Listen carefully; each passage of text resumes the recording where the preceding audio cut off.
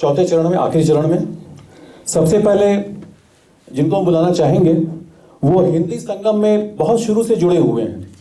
हिंदी संगम की हर विधा में, हर कला में, हर श्रेणी में कहाँ उनका हाथ नहीं रहा है। स्टेज के ऊपर, नीचे, आगे, पीछे, यहाँ तक कि कोई भी टेक्निकल डिफिकल्टी अगर हिंदी संगम में हो तो उनके ऊपर हम दोषारोपण करके आराम से निकल जाते थे।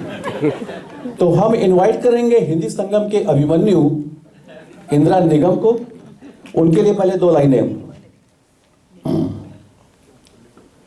राहत इंदौरी ने लिखा है, बोरियों में बैठिए कुल्हड़ में पानी पीजिए, बोरियों में बैठिए कुल्हड़ में पानी पीजिए, हम कलंदर है हमारी मेजबानी और है। तरीका हमारा मेजबानी का मस्त रहेगा, चाहे जैसे भी हो। इंदू कहते हैं, बेसमेंट में बैठिए लोटों में दारू पीजिए, बेसमेंट में बैठिए लोटों में दारू पीजिए, इंदू है हम हमारी मेजबानी और है। आइए इंदू का स्वागत कीजिए।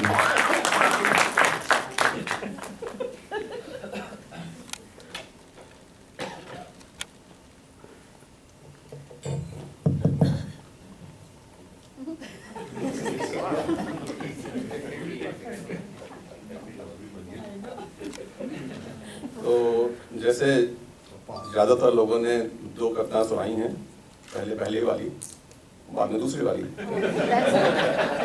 वैसे हम भी करेंगे, पहले पहली वाली सुनाएंगे, दूसरी वाली इसके बाद।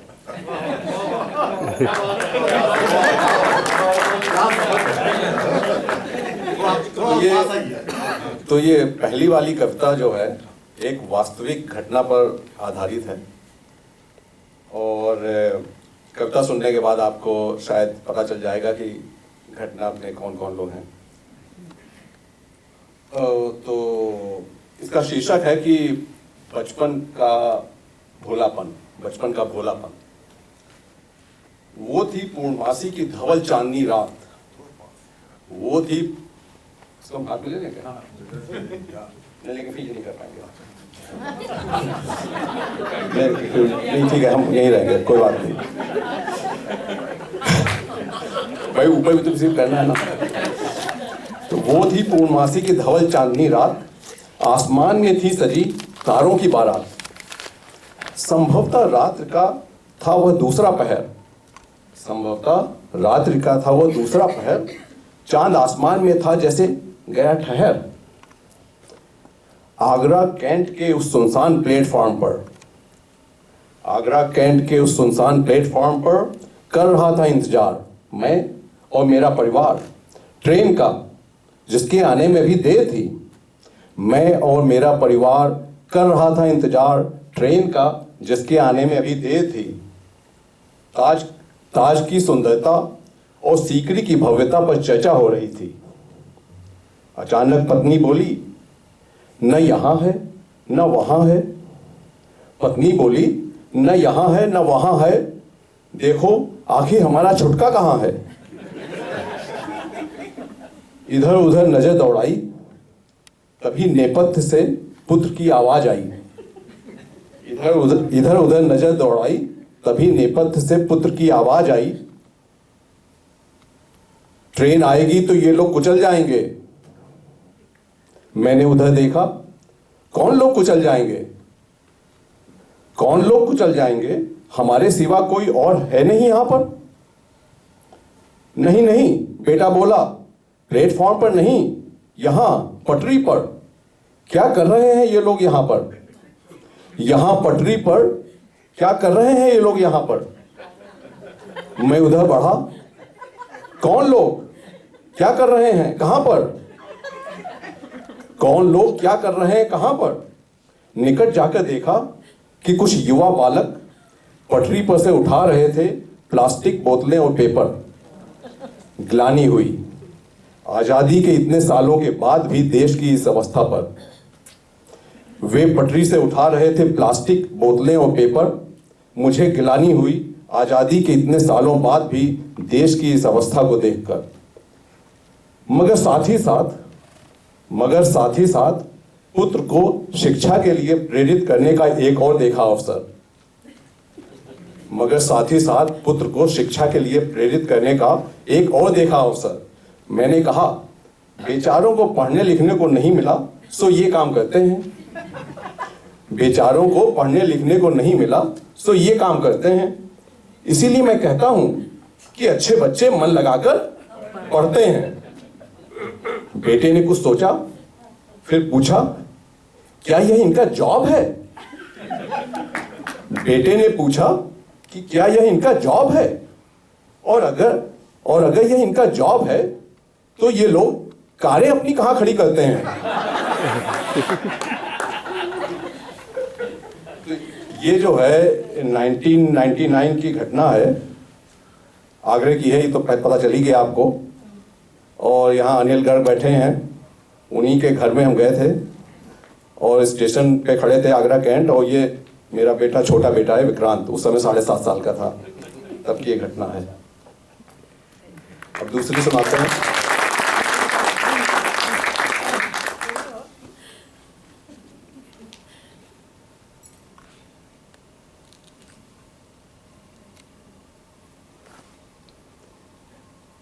ये मेरी दूसरी कविता जो है वो समर्पित है सभी हाइपोकॉन्ड्रियक्स को। और जिसको नहीं मालूम, हाइपोकॉन्ड्रियक्स वो लोग होते हैं जिनको कि ये शक होता है कि वो बीमार हैं। बीमार नहीं है लेकिन उनको लगता है कि वो बीमार है, सभी बीमारियां उनको सबसे पहले होती हैं। तो ऐसे लोगों को ये कविता समर्पित है हमारी। और कविता का शीर्षक जो है वो ये है, निसंदेह आप बीमार हैं। इस तथ्य को कभी ना भूलें कि आप हैं बीमार। इस तथ्य को कभी ना भूलें कि आप हैं बीमार। ना समझ मित्र, चिड़चिड़े रिश्तेदार, कितना भी समझाएं आपको बार बार, फिर भी कभी ना भूलें कि आप हैं बीमार।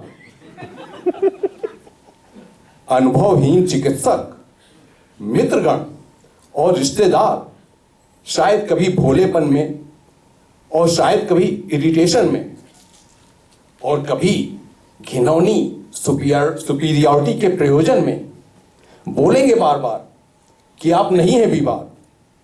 उनका कहना है बेकार, आप हैं बीमार, बीमार और बीमार।